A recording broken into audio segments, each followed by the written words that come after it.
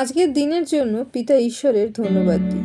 পবিত্র বাইবেল 1 করন্থীয় 2:9 সাধু পল বলেন, কিন্তু যেমন লেখা আছে, চক্ষু যাহা দেখে নাই, কর্ণ যাহা শুনে নাই, এবং মনুষ্যের হৃদয়াকাশে যাহা উঠে নাই, যাহা ঈশ্বর যাহারা তাহাকে প্রেম করে তাহাদের জন্য প্রস্তুত করিয়াছেন। পবিত্র আত্মার সহভাগিতা প্রার্থনা করি বিষয়টি বোঝার জন্য। এই যে বাক্য, বাইবেলের বাক্য যা আমরা পড়ছি, তার থেকে আমরা বুঝতে পারি যারা ঈশ্বরকে প্রেম করে, যারা তার সংকল্প অনুযায়ী আহুত, তাদের জন্য পিতা ঈশ্বর আগে থেকেই পরিকল্পনা করে রেখেছেন তাদের জীবনে কি ঘটবে, এবং তার পরিকল্পনা আমাদের ভাবনার অতীত। যেমন লেখা আছে, মানুষের হৃদয়াকাশে যাহা ওঠে নাই, আমরা কল্পনাও করতে পারি না। ঈশ্বর সেই সকল পরিকল্পনা, যারা ঈশ্বরকে প্রেম করে, তারা আজ্ঞা পালন করে, প্রভু যিশুকে নিজেদের সকল কিছু সমর্পণ করেছে এবং তাকে পরিত্রাতা রূপে বিশ্বাস করেছে, তাদের জন্য তিনি পরিকল্পনা করেছেন। আবার আমরা বাইবেলের বাক্যে দেখি যে পিতা ঈশ্বর প্রত্যেকটা মানুষকে তার ফ্রি উইল দিয়েছেন, অর্থাৎ তাদের নির্বাচন ক্ষমতা দিয়েছেন। এই দুটি বিষয় পুরোপুরি বিপরীত। যদি কোনো মানুষ নির্বাচন ক্ষমতা পায়, তবে তার ভবিষ্যৎ কিভাবে আগে থেকে নির্ধারিত হয়? এই প্রশ্নটা আমাদের মনে হয়তো জাগতে পারে। এই বাক্যেই তার উত্তর আছে। যেমন সাধু পল বলেন, যাহারা তাহাকে প্রেম করে, অর্থাৎ যাহারা পিতা ঈশ্বরকে প্রেম করে, তাকে বিশ্বাস করে, প্রভু যিশুকে বিশ্বাস করে।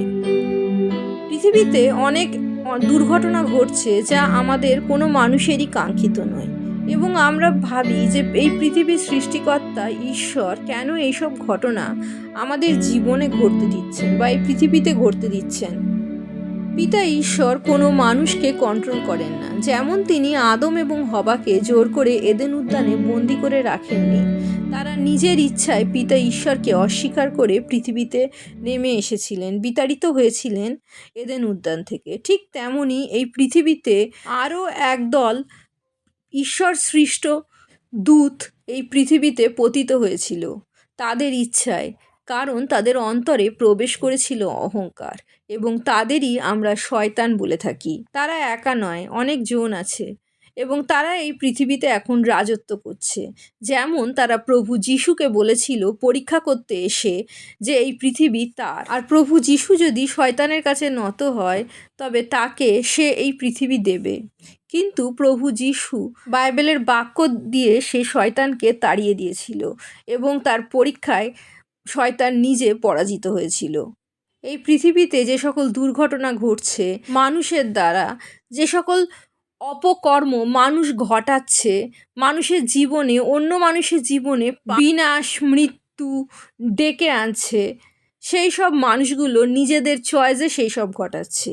আর যেহেতু এখনো পর্যন্ত ঈশ্বরের রাজ্য সম্পূর্ণভাবে এই পৃথিবীতে বিস্তারিত হয়নি, সেই জন্য শয়তানের আধিপত্য চরমে উঠছে, এবং তারই প্রশ্রয়ে তারা এই সব করছে। কিন্তু আমাদের পিতা রিস্টোর করতে, বা যা আমরা হারিয়ে ফেলছি, যা আমাদের কাছ থেকে ছিনিয়ে নেওয়া হচ্ছে, যা আমরা নিজেদের দোষে হোক বা অন্য কোনো মানুষের দোষে হোক, যে সময় আমরা আমাদের জীবনে নষ্ট করে ফেলছি, তা তিনি রিস্টোর করতে, বাক্যে যেমন বলছে, পরিশোধ করতে, পুনরুদ্ধার করতে সক্ষম।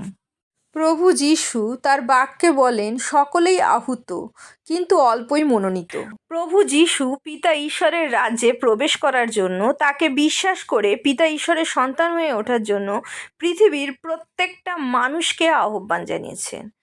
সেই জায়গায় প্রত্যেকটা মানুষের নির্বাচন শক্তিকে, নির্বাচন ক্ষমতাকে পিতা ঈশ্বর মর্যাদা দেন, এবং যে কেউ প্রভু যিশুকে গ্রহণ করে পিতা ঈশ্বরের কাছে আসেন, প্রভু যিশুর আজ্ঞা সকল পালন করে, ঈশ্বরের উপস্থিতিতে, প্রার্থনায়, বাইবেলের বাক্যে, পবিত্র আত্মার সহভাগিতায় চলেন, তারাই ঈশ্বরকে প্রেম করেন, এবং তাদের জীবন কিভাবে চলবে তারা নিজেরা পিতা ঈশ্বরের কাছে সেই দায়িত্ব সমর্পণ করেন। আর যখন খ্রিস্ট বিশ্বাসী পিতা ঈশ্বরের কাছে নিজের সকল কিছু সমর্পণ করেন, উপলব্ধি করেন প্রভু যিশুর অনুগ্রহ তাদের জীবনের জন্য যথেষ্ট, তখনই পিতা ঈশ্বর তাদের ভবিষ্যৎ নিজের হাতে নির্ধারণ করেন এবং তারা এমন কিছু কল্পনাও করেননি যা পিতা ঈশ্বর তাদের দান করেন।